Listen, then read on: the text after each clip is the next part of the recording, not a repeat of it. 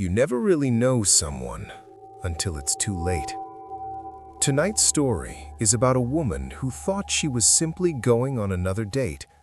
After a painful divorce, she met a man who seemed charming, kind, and maybe even a little too perfect. But sometimes, the people who seem the nicest are hiding something much darker. Before we begin, this story will be presented from Brittany Kilgore. After my divorce, the last thing on my mind was starting another relationship.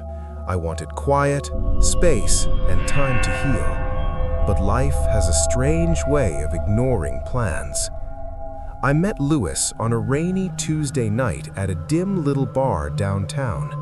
I was sitting alone with a glass of whiskey, trying to drown the hollow feeling that comes with the end of a marriage. Lewis noticed me from a few stools away. He had kind eyes, an easy smile, and he bought me a drink without asking any questions.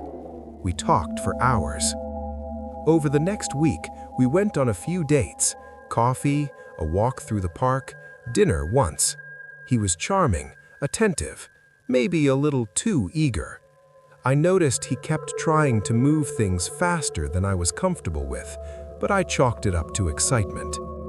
Then came Friday, April 13th. That morning, he called and invited me on a dinner cruise that same night. It felt rushed, too rushed. Getting on a boat with a man I had known for barely a week didn't sit right with me, so I politely declined. Lewis didn't seem upset.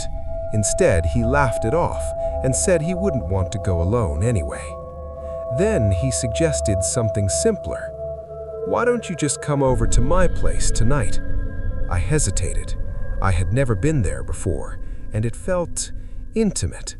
But he had been nothing but polite all week, so eventually I agreed.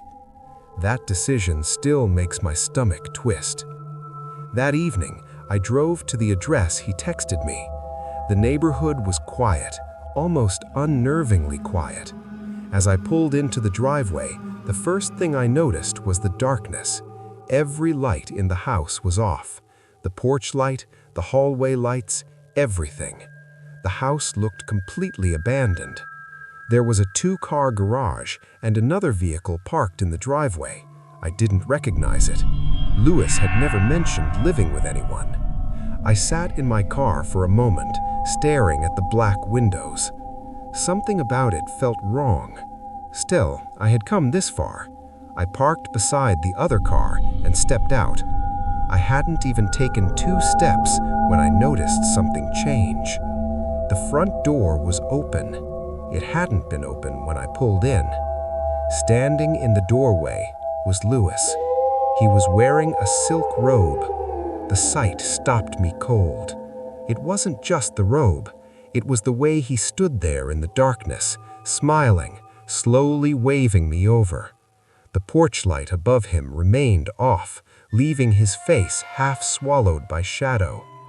For the first time since meeting him, I felt a sharp instinct to turn around, get back in my car, and leave. But Lewis kept waving. His smile looked wrong, empty, like a mask someone forgot how to wear properly. "Come on," he called softly. Trying not to seem rude, I forced myself to walk toward him. "Hey," I said when I reached the door. Lewis didn't respond. He simply stepped aside and gestured for me to come in. The moment I crossed the threshold, he shut the door behind me. Darkness swallowed us. It wasn't just that the lights were off. Every window in the house had been covered. No streetlight, no moonlight, nothing. The darkness inside was thick and suffocating. "Lewis?" I asked. Suddenly, his hand grabbed mine. "Follow me," he whispered. "Where are we going?" "It's a surprise." I tried pulling my hand away, uneasy now. That's when he leaned closer and murmured something strange. "Stop breaking character." "What?" "You said you liked role-playing," he said calmly. "I might have joked about it once, but don't worry, just follow me." My heart started beating faster. I told myself I was overthinking things. Maybe this was just some weird romantic surprise. But a small voice in my head kept whispering, "Leave." Louis led me through the house and up a staircase. I could barely see my own feet as we climbed. I nearly tripped twice. At the top, he guided me into a small room, a bedroom. The door shut behind us with a quiet click. Then the light turned on, and I froze.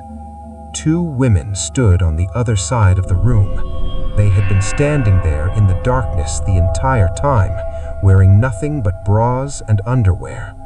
Both were staring directly at me. Louis let go of my hand. When I turned back toward him, his robe was already on the floor. The three of them slowly began stepping closer, forming a loose circle around me. The air suddenly felt cold. "What the hell is this?" I asked. Louis tilted his head and smiled. "God's got nothing to do with it, Britt." His eyes looked different now, hungry. "Do you know what day it is?" "Yeah," I snapped. "Friday the 13th. So what?"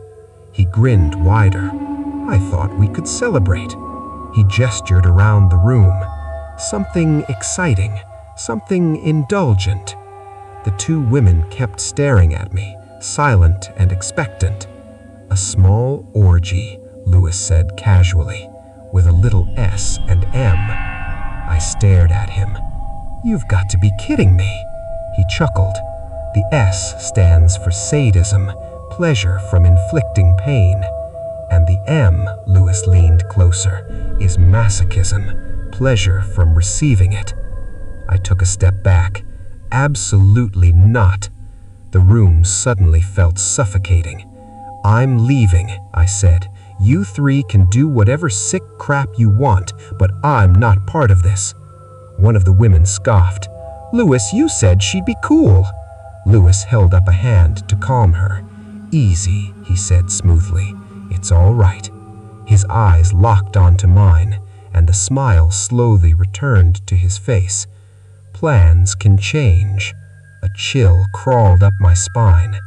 He spoke the next words softly, almost kindly. "In that case," he said, "I guess we'll just have to settle for necrophilia."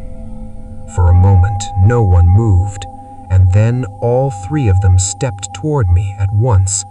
That's when I realized something even worse. The door behind me was locked.